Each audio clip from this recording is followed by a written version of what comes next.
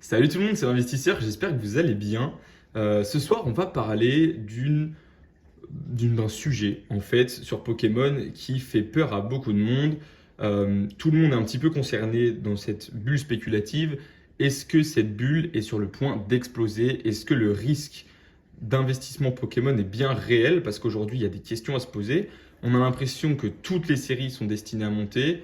Le Pokémon, c'est en train d'exploser des prix de façon exponentielle. Aucune série ne descend. Fable Nébuleuse est même en train de remonter. Donc, en fait, on a l'impression que c'est trop simple. Mais alors, quels sont les risques derrière tout ça? Et aujourd'hui, on va essayer de faire une petite mise en garde parce que ces derniers jours sur YouTube, on voit beaucoup de vidéos. Pokémon, c'est hyper simple d'investir, tout ça. Mais il ne faut pas oublier que dans tout investissement, on a des risques. Et là, j'ai l'impression que sur Pokémon, on est peut-être dans la phase la plus haute du risque à cause d'une série en particulier, c'est celle-ci, qui a ramené un vent de scalping énorme. Donc, quelque part, énormément de gens ont stocké chez eux. Et ce scalping, ben, les gens le répercutent sur toutes les séries. Et l'investissement devient énorme. Donc, le risque, c'est qu'il y ait plus d'investisseurs que d'acheteurs. Et là, on est en train petit à petit d'y arriver. Donc, il faut faire attention. Cette bulle, elle n'est pas encore explosée. Mais aujourd'hui, on va essayer de voir quand est-ce que ça pourrait arriver et surtout comment réagir face à ça. Juste avant de commencer du coup ce petit sujet, j'aimerais savoir en commentaire, et n'hésitez pas à me le dire, parce que j'ai vu un commentaire qui m'a dit un serveur Discord ça pourrait être top. Eh bien écoutez, moi je suis pas contre. Juste, faut juste que que vous me disiez pardon, si vous êtes intéressé dans les commentaires par un petit serveur Discord où je pourrais vous partager mes investissements, ce que je pense des séries, si ça va être du bon, du mauvais. Dans une prochaine vidéo, on va parler de V9. Je pense que ce sera lundi. On va parler de V9, mes petits conseils d'investissement, si ça pourrait vous aider, si oui ou non je trouve que la série est intéressante, et surtout quels items seront les plus intéressants sur cette série. Donc voilà, aujourd'hui en tout cas le sujet, j'espère qu'il va vous plaire. N'hésitez pas à vous abonner, à liker la vidéo et puis c'est parti. Alors pour commencer, depuis quelques semaines, depuis quelques mois maintenant, il y a une série qui est sortie et il y a des influenceurs qui ont fait des vidéos sur cette série. Elle s'appelle Étincelle déferlante. Je vous l'ai représenté par un petit booster ouvert juste ici. Je l'ai ouvert il y a du coup à la sortie.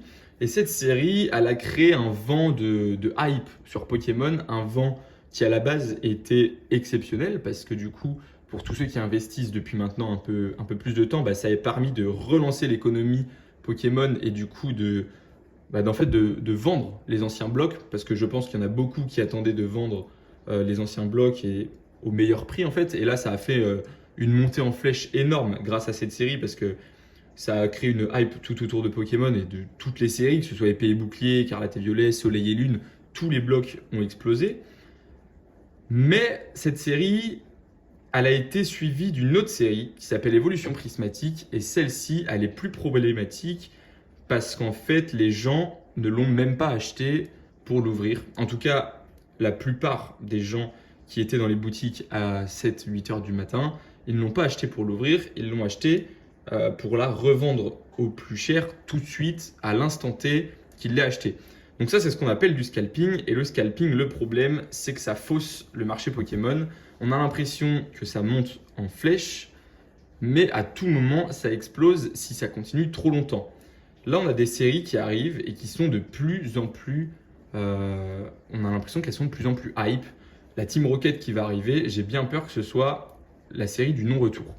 Je vais essayer de m'expliquer par rapport à ça. En fait, évolution prismatique, il y a eu presque plus d'acheteurs-revendeurs que d'ouvertures.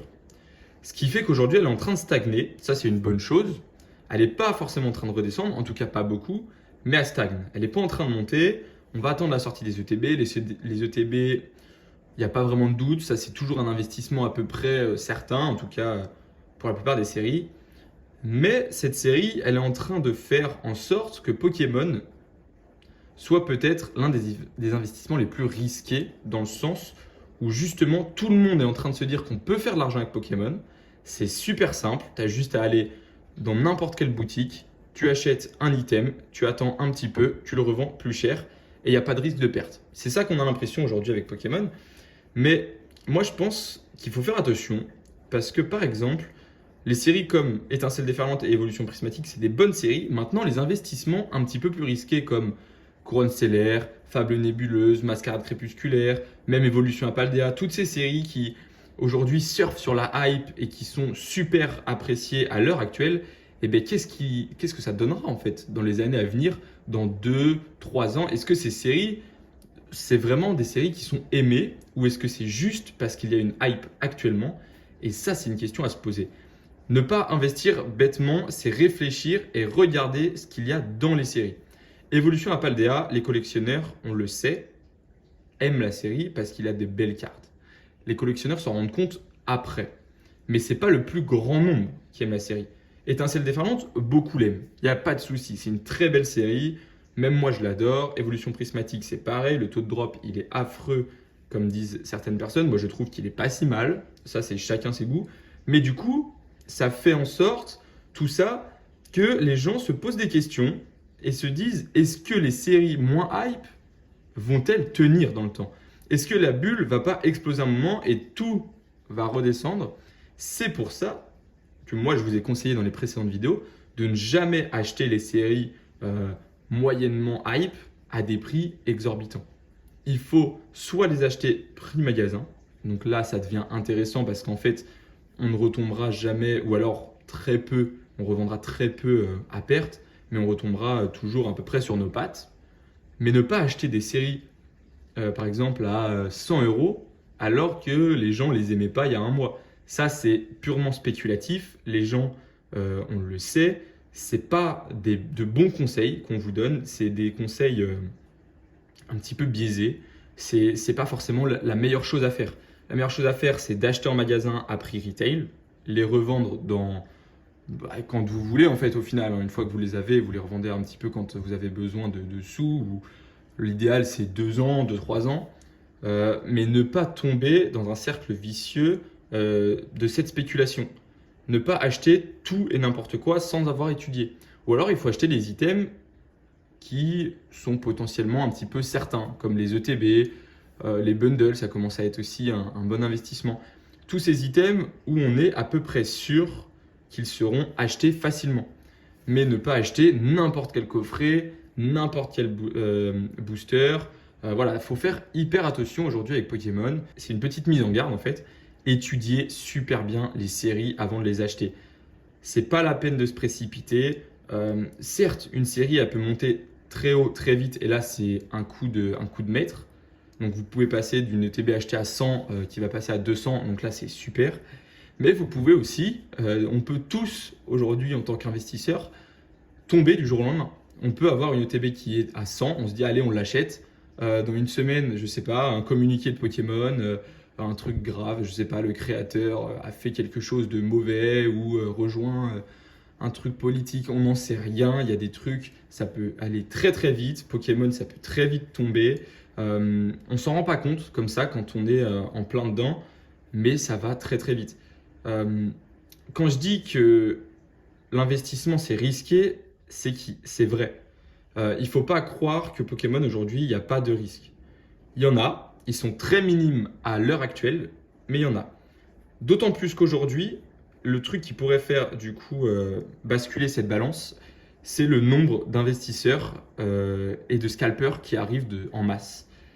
Plus il y aura d'investisseurs, plus il y aura de scalpers, plus il y aura de personnes à la revente sur le marché, plus les items vont monter lentement.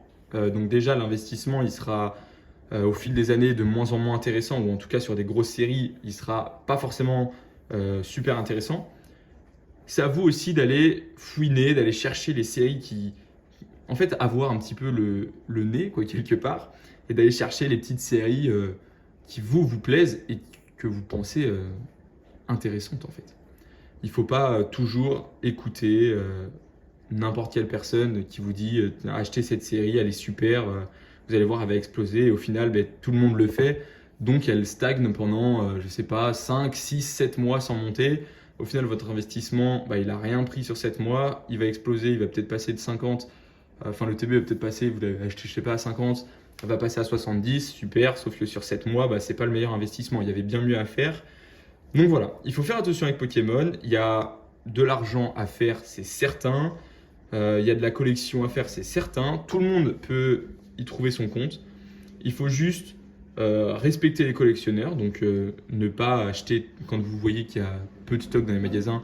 Essayez d'investir à votre échelle. Je veux dire, n'allez pas tout prendre.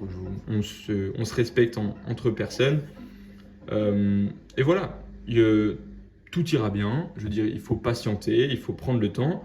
Il faut être conscient des risques de Pokémon. Ça, c'est pas quelque chose à prendre avec des pincettes. J'espère que vous en êtes conscient d'ailleurs. N'hésitez pas à me dire dans les commentaires, vous, ce que vous pensez du coup de cette bulle spéculative qu'il y a en ce moment autour de Pokémon.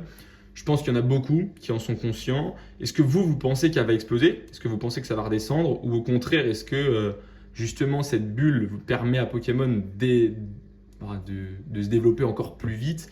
Les séries explosent dans tous les sens. Donc voilà. Moi, je suis plus, pour donner un petit peu mon avis, je suis plus de l'avis que cette bulle, elle est positive, en tout cas pour l'instant.